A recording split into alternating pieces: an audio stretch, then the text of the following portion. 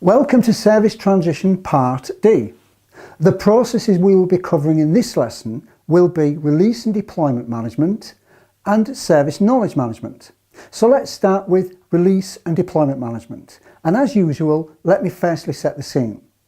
Release and deployment is responsible for the planning and controlling the building, testing and deployment of releases to deliver new functionality required by the business. Release and deployment, in essence, satisfies what starts off as a request for change.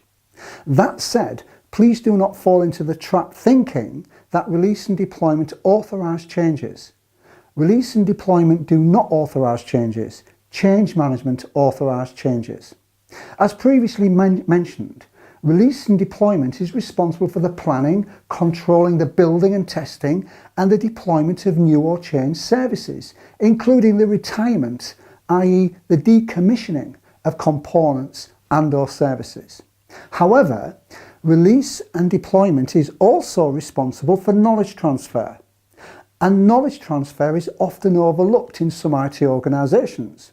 For example, in the past I have seen new and significant changes released, and not on one occasion has there been any consideration to whether the service desk can support this new or changed service. No training, no skilling up, nothing.